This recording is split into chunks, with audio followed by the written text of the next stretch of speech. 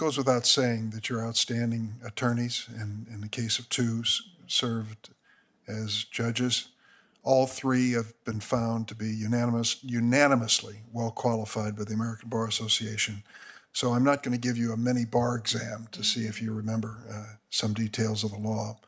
I'm going to try to ask for some insight into you as a person. Judge Kato, your parents interned during World War II as Japanese Americans. It has been my good fortune to meet people who went through that experience. Norm Mineta, the congressman who I served with and respect so much, and a personal friend, Yosh Golden, back in Springfield, Illinois. What life lesson did you learn from your parents about that experience? Thank you, Chair Durbin, for that question. As you've alluded to, both of my parents were children who, with their families and 120,000 other Japanese Americans, were forced to leave their homes, their schools, their communities, and relocated to some of the most remote parts of our country, placed behind barbed wire with armed sentries. And it wasn't because they had committed a crime. It wasn't because they had done anything wrong. It was solely due to their ancestry. Hearing those stories of my family's firsthand experiences impressed upon me from a very young age the critical importance of securing our constitutional rights for everyone. It is what led me to the law. It is what led me to be a public defender so that I could play some role in ensuring that the Sixth Amendment was upheld. And now, as a United States magistrate judge, having taken an oath to uphold the Constitution, it is truly an honor for me to work each and every day to ensure that everyone's constitutional rights are protected. I thank you for that. Judge Sykes, you have a similar story. You talk about your proud Navajo woman. I hope I've characterized your tribal affiliation properly. A proud Navajo woman. I'm sure you've heard stories from your family about the experience of Native Americans from a personal point of view. What have you learned from that?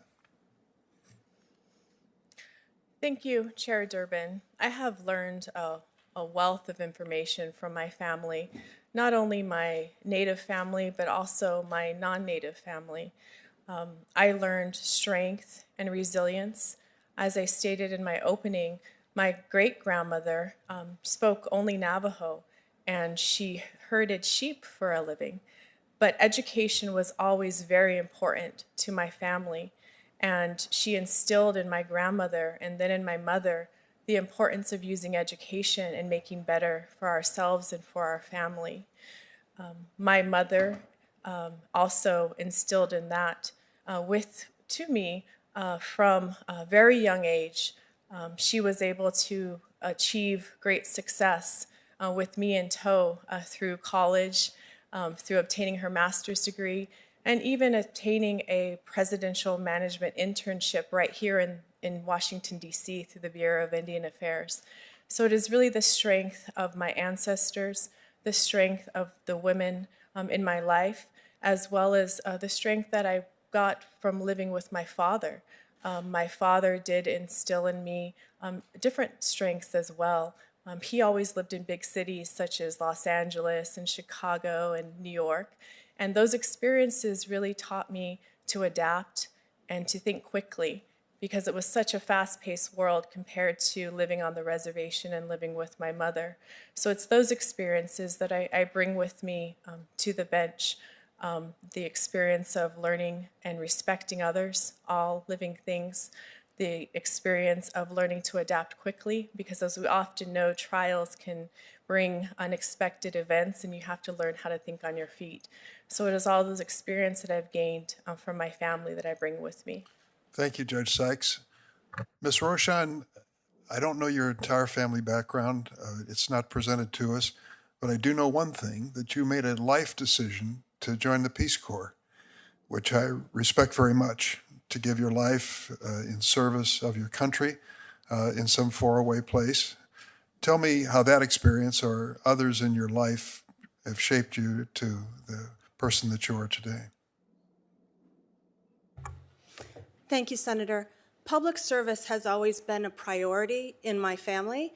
My father was a public school teacher for over 30 years. My mother also a public school teacher and then social worker. And so the importance, my brother-in-law served in the military and is now a police officer. So the importance of giving back to our country has always been very important to me. Joining the Peace Corps was one opportunity that I had to use my skills as a math teacher to teach in both secondary schools as well as post-primary schools and work with those in areas that didn't otherwise have math education. So that was a wonderful experience, and I've been fortunate to be able to continue that through line of public service, not only through my pro bono work while I was at the law firm, but then to move to be the General Counsel of Girl Scouts of the USA. In that role, I'm very proud that our organization has provided life-changing experiences to millions of girls over the years for the past 100 years and is dedicated to doing so, and I'm very proud to be part of that tradition. Thank you very much. Senator Grassley had to step away for a moment, so I'll recognize Senator Kennedy. Thank you, Mr. Chairman, and congratulations to all of you